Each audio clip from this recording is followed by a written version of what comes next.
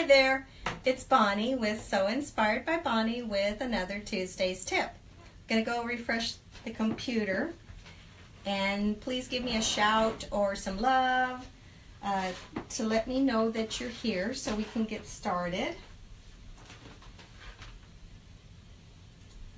I'm really excited to show you this tip today. I used to struggle with bindings all the time.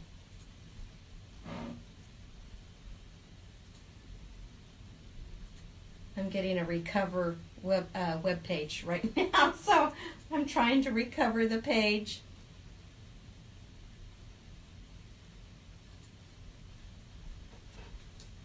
Okay, got the page back. Let's see if we're here. Looks like we're here. Oh, I see several of you. Hi.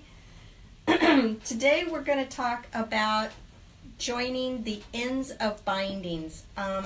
When I did this, when I started doing this, I should say, years and years ago, oh gosh, I used to do the trial and method madness way. Excuse me.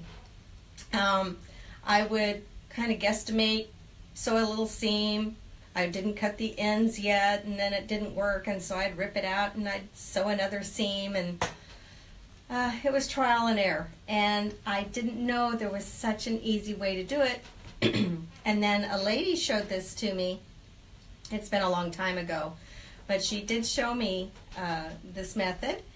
And then I ran across another method that's basically the same thing, only a little twist on it. Excuse me, I'm going to get a little drink here.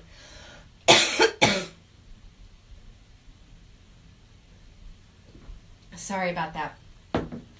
And both methods are kind of the same thing, only a little bit different. So I thought, what the heck, I'll show you both ways, and then you can use whichever method resonates best with you, because we all kind of, well, things click differently for all of us. What works for one person works better a different way for another. So I'm a firm believer that there's no one right way to do something, and that's why I wanted to show you both methods. So whichever way resonates best with you, go ahead and use that method. While we're catching up here and making sure everybody's with us, I did want to remind you that this will be reposted for playback on the Facebook page. You can go to our Facebook page and find all our past videos under the videos icon. We also post it on YouTube, and we'll post it also on Pinterest. So you can see the video on many different platforms. Be sure to sign up for our newsletter. That's at www.soinspiredbybonnie.com, and we give you a couple of freebies just for signing up. But that keeps you up to date on when we do our Tuesdays tips, if we have a time change, or if we have specials going on or new releases. So do sign up for that. All right, looks like we've got several here, so let's go ahead and get started. Now, I don't know what these two methods are officially called, but I'm going to call one a meet. You know, you kind of butt the ends together and meet them, and then the other one is an overlap method. And we're going to start with the overlap method. Now, what I've done here, and if I can do this, holding these up, standing, you know, doing them backwards, holding them up, kind of standing on my head to do them, if I can do them with all of those challenges, you should be able to do these really easy laying flat. So we'll give it a go. But I had to hold them up like this so that you could see. So I've never done binding like this on my head, but we'll give it a try. So the first one, as I mentioned, we're going to do is the overlap method. And the rule of thumb with the overlap method is that no matter what size your binding is, that's the width, or excuse me, no matter what width your binding is, that's the measurement we want to remember. So if your binding is 3 inches, you want to remember 3 inches. If it's 2 1/4 inches, you want to remember 2 1/4 inches. If it's 2 1/2 inches, you want to remember 2 1/2 inches. And what you want to do with that measurement is you want to create an overlap of that measurement. So I'm going to open up this binding, and it is 2.5 inches wide. So what I want to do is I want to create an overlap that's 2.5 inches. So I'm going to take this, and I've got a lot of excess, so I'm just going to trim some of this down. Just trim some of this off, and you want to trim reasonably straight, and that was not reasonably straight. It was a little crooked, so I'm going to trim a little bit more. Okay, and we want to create an overlap of 2.5 inches. So what I'm going to do is going to take this little 6-inch ruler that I love to use, and I'm just going to pull out the little folded edge just a hair so that I can see the separate, or the overlap, and I'm going to measure up 2.5 inches, and then I'm going to make a little mark. Now, and I'm making 2 just because I'm standing on my head so I can cut straight. So what I've done is I've just, again, laid one flat, made it a little bit shorter, measured over 2.5 inches because that's the width of my binding, and then I'm just going to cut it off. Easy peasy. So that is the size that we want to cut for our binding. I mean, that is basically all you need to know. Is there's your overlap. That's all you need to know. So now what do you do with this overlap? I'm going to take this one, because my samples, with the magic of Facebook Live, I made a couple of little samples here. So now we have our 2.5 inch overlap. Now how do we put them together? What you're going to do, and I should back up here a minute, really and truly, if you're working on a big quilt, you want an opening between your binding ends. You want to stop and leave an opening of about 15 to 20 inches. When I first started putting binding ends together, I was kind of in that mode of, well, I need to get really close and then just turn it inside out. You know how we always come pretty close, about 4 or 5 inches, to turn something inside out? Well, I was using that same mentality with binding endings, and what would happen is I'd have no area to work with. So bigger is better in this case. Make a bigger gap of about 15 to 20 inches. I don't have quite that much here, but again, I didn't have big quilts to do my samples with for you. So bear that in mind. Start and stop about 15-20 minutes, or 15-20 minutes, 15 to 20 inches apart. Okay, so we have our 2.5 inch overlap. You're going to put one to the side, open one end up, and have it right side facing. Okay, so you have the right side facing up. You're going to take the other side, and you're going to put right sides together. So this one's just going straight along. This one, you want to open it up, and you're going to put right sides together, and then you're going to turn this top layer a 90-degree angle so that the short width end of the binding is facing toward the raw edge of your quilt. Now let me hold this up so that you can see this. Okay, I hope you can see this, where you've got the short edge of this top layer facing the edge of your quilt, the raw edge.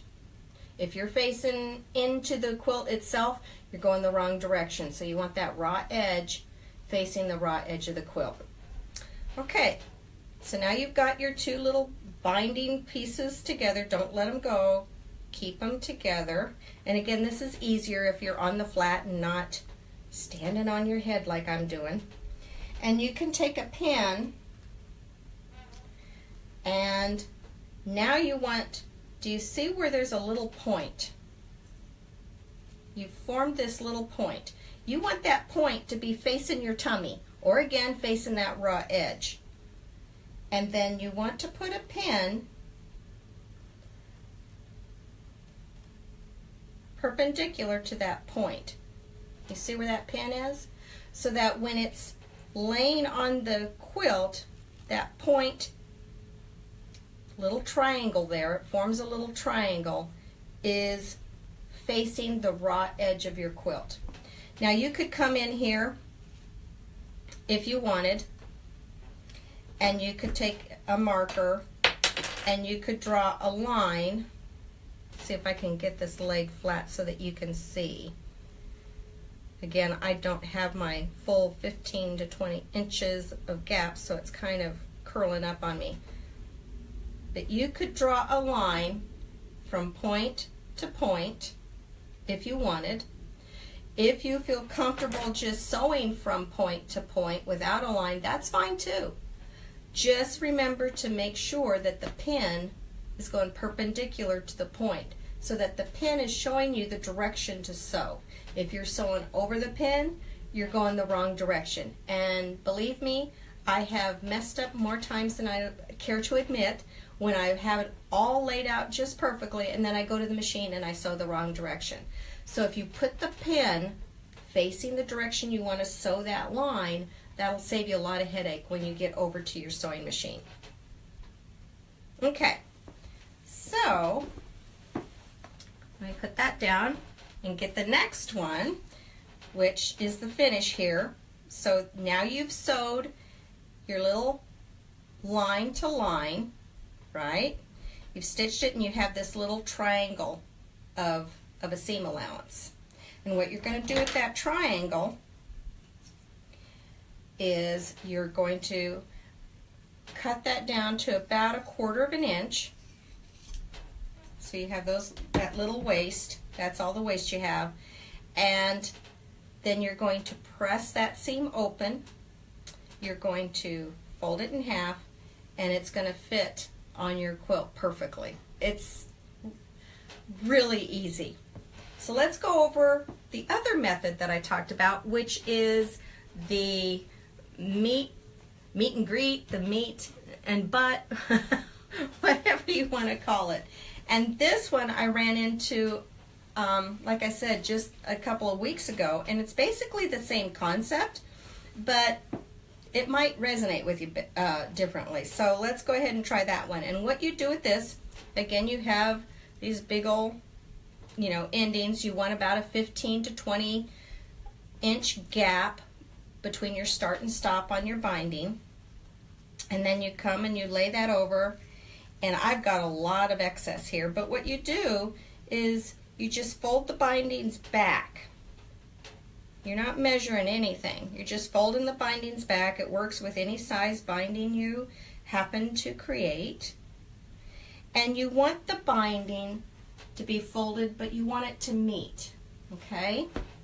So we fold it, and then you can finger press it. You can press it with your iron if you want. And here's probably the scariest part in this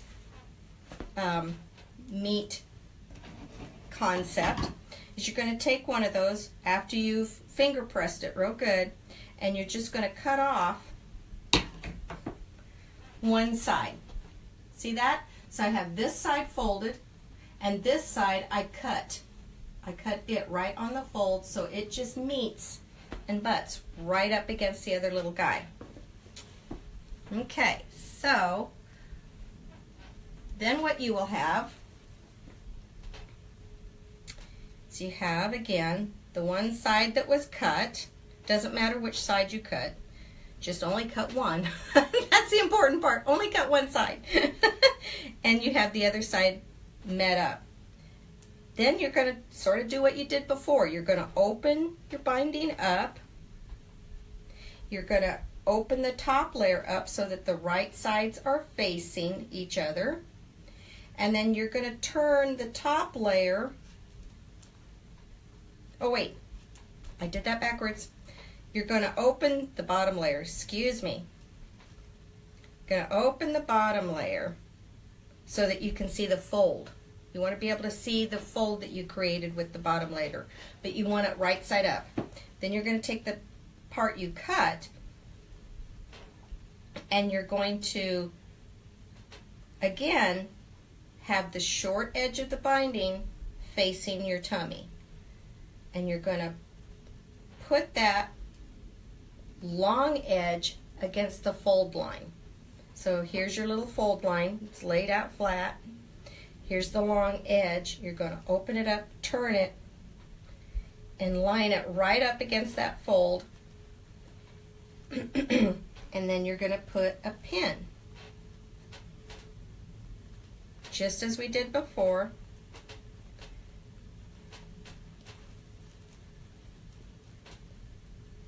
Where you have this little triangle. Excuse me, let me hold this up. So you have this little triangle. The top layer is making that little triangle again, and it's making that point. It's just this time you have a little bit of excess. So you make it that little point, and the point is facing your tummy or facing the raw edge of your quilt. If it's facing into the quilt, it's going the wrong direction. You want the pin going from point to point. My puppy hears somebody outside, so she's putting up a fuss. You want the pin going from point to point, and that's where you want to stitch. Now you could, again, draw a line from point to point if you want, or you could just eyeball it and sew from point to point. If you're sewing over the pin, you're going the wrong direction. So if you get mixed up between the table and your sewing machine, that pin marking which direction to sew really helps. Okay, so when you get that done, this is what you will have. You will have your point facing your tummy, okay? You'll have this little bit of overlap, and you'll have a seam stitched from point to point, or I should say from edge to edge, edge to point, on this binding. And again, all you have to do is cut this down to approximately 1/4 inch. The 1/4 inch police are not going to come and take your quilt away if you don't have exactly 1/4 inch. And then on the bindings, I do like to open it up flat because it's folded over on top of itself a little bit. It's just something I like to do, and you might want to press that a little bit. I kind of just finger pressed it. Lay it out flat, and it's going to fit your quilt perfectly. So whichever method makes sense to you best, that's the method I would use. But neither one needs a fancy ruler. Neither one needs a lot of math. It's just, one, the overlap method, you're going to measure the width of your binding, whatever it happens to be. It doesn't matter. The width of the binding is how much overlap you want. And with you want to butt the ends together. That one doesn't matter what size your binding is. You don't even have to think about what size your binding is. You just want to meet those two ends together, fold them back, cut one side off, and turn them as I suggested. So I'm going to go over here real quick and double check and make sure we don't have any questions on that, and then I'm going to come back with a surprise tip from somebody that wrote in that I just thought was really clever. We've been talking about thread and thread storage, and she had a really good idea, so you don't want to miss that. But let's see if we have any questions on this binding first before we head on over to that tip.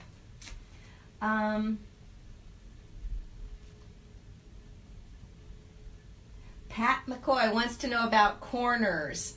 I don't have a little sample, but maybe we can do corners. Oh gosh, maybe we could do corners another time. But those are really easy. Don't know if I have a piece long enough to show on a corner. I might best have to do that at the machine. But I'll try to show it really quick. I don't know if I'm going to be able to do it because these are cut off at the... Let me see if I can quickly rip one of these out.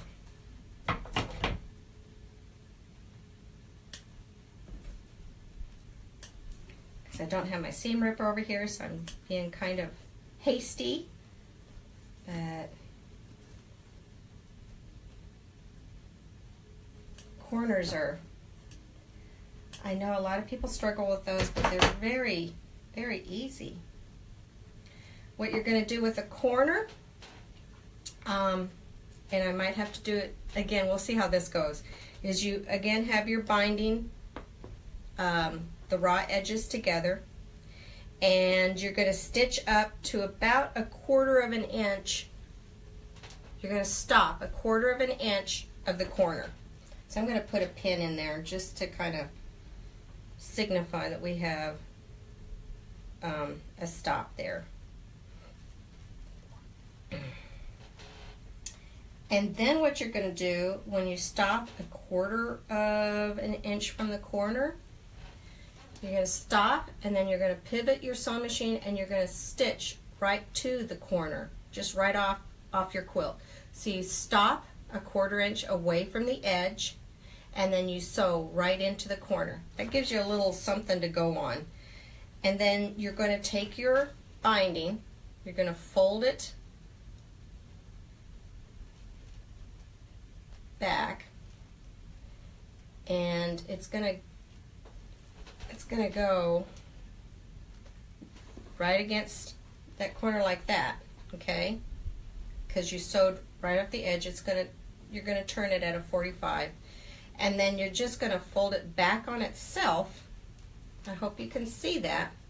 So again, we're folding it out at a 95 or a 90-degree angle, okay? Because you stitched out that direction. And then at the machine, it's actually going to be facing you, well, it'd be facing, the corner would be away from you. You'd be coming towards you. So if you could see it that way, that's the way you would see it in the machine, where it's folded back under. You can put your finger in there, whatever you want to do, but you just fold it back on itself till you get that nice right angle. And then you're going to start right at the edge and sew your 1/4 inch seam right on down. And then when you go to flip it around to the back, it just makes a really nice mitered corner for you. So if you think we need to kind of cover that a little bit better with Tuesday's tip, we can do that. But that's kind of the down and dirty concept of how you do a corner real quick. Let's see what else we have. Teresa said, "This is how I do mine." And Jackson, this is really tiny print here, taught me this years ago, and it's always perfect. It really works. It's either method, it just works. It's awesome. I think making that first cut down, especially when I was learning the flip method, or not the flip method, or the fold method, but the overlap method, when I cut that, it was a little bit unnerving because I was so used to doing the trial and error method that I was afraid it wasn't going to be long enough, but it always works. It's really simple.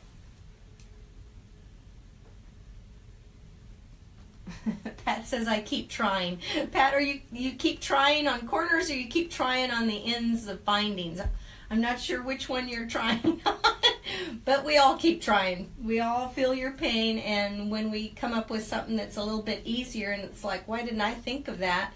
We want to share it so that somebody else doesn't struggle like we did. I'm going to refresh the page because it's not showing me all the questions here, and I just don't want to leave anybody out if I don't have to, because I can't see you. But I will, if I do miss your question, I do read these after we go off, so I will answer them later on if I don't happen to see it now.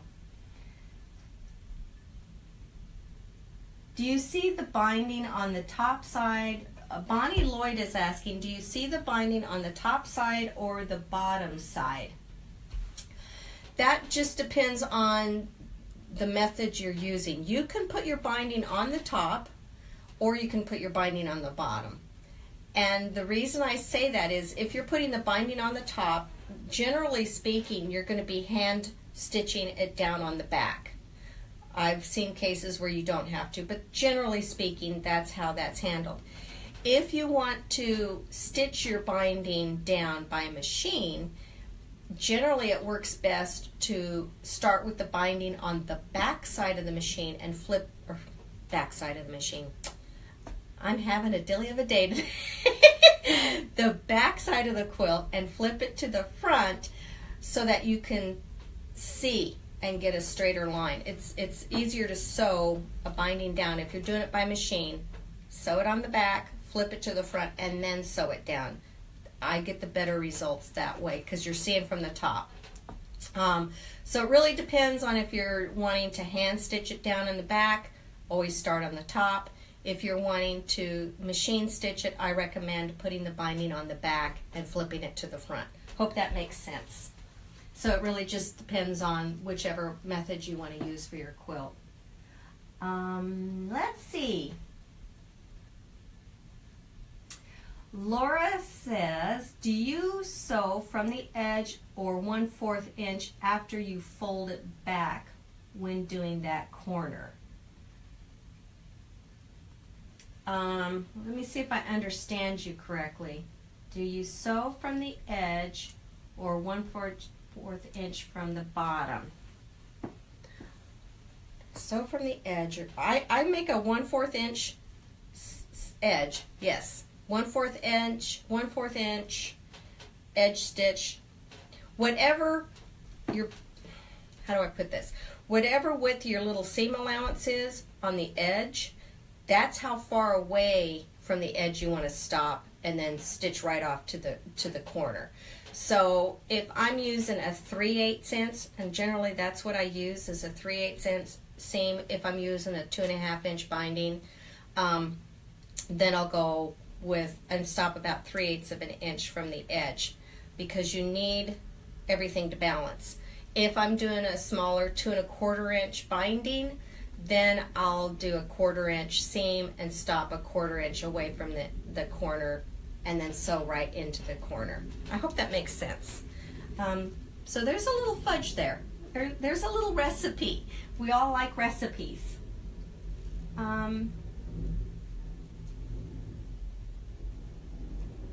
Teresa says, yes, you start from the edge after turning the corner and starting down the next side. Teresa, you're absolutely right. You start right at the edge when you've actually turned the corner. When you have, you stopped from the edge, sewed out to the corner, you turn it, and then you start right on the very edge and sew down the next side. That's right. Yep.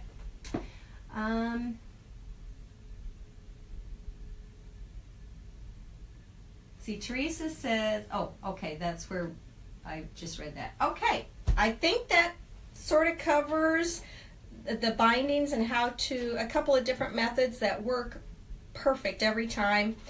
Just remember, because I did it again last night, I got in a hurry when I was making my samples. Just remember to get that pin pointed in the correct direction so that when you go to the machine to sew it down, you're sewing in the same direction as that pin and not across the pin. It's good for a couple of different reasons. One, you're not sewing across the pin, and two, it's a reminder of which direction to sew that seam. Okay, so the little surprise tip that I promised you, the last couple of weeks we've been talking about thread storage and how to keep track of thread and just all sorts of things regarding thread. And I got this tip from Denise Stam, and I thought it was very clever because when we put thread on pegs or when they're standing upright in drawers, a lot of times, well, I shouldn't say a lot of times, there are certain manufacturers that don't put their numbers on the top so that we can't see what the numbers are on the top of the thread. Some of them have them on the bottom, like Robinson Anton. Now, Floriani thread has it on the top. Isacord has it on the top. There's several others that have the numbers on the top. But sometimes those labels pop off and we don't know what the number is. So if you can, if you have the label in one hand, you can find out what the number was, or you can check with your dealer and match it up. But how do you get that fixed? So what she did, and I'll bring this out, this is so clever, on hers it's called hole reinforcements. She took hole reinforcements, wrote the number on the reinforcement, and put the little reinforcement on top of her thread. Now I went to my closet, and mine aren't called whole reinforcements. These from Avery are called reinforcement labels. Now I have this backwards, so it will the text will be backwards for you. But the reinforcement labels, or whole reinforcements, are what they're called. And we used to use them all the time when we'd have notebooks and paper, and the little they would rip out. So these little reinforcements are good and strong. And all she did was took herself a little magic marker and figured out what the number was. This one's 2388, and wrote 2388 on her reinforcement, or whole reinforcements, whatever they're called, whole labels. And then she just puts the little number right on top, and that way you can see what number the thread is if it's standing up on a pegboard, or on your thread stand, or in a drawer and standing upright. You'll be able to see what number it is on a glance.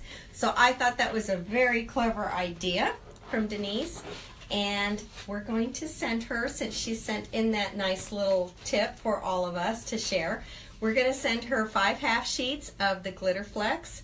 And we do sell the Glitter Flex on our website. It's a super sparkly material, so we're going to send that off to her, so that as a small thank you for sending us a little tip. I thought it was super clever, and loved it. So that's basically all we have for today. I really appreciate you guys coming and spending a little sewing time with me. And I hope you learned something. We learn from each other all the time. That's my philosophy anyway. I'm always learning from you guys, and I hope you learned a little something from me. But I do appreciate you stopping in and saying hi. And till next Tuesday, we will see you then. Take care. Bye-bye.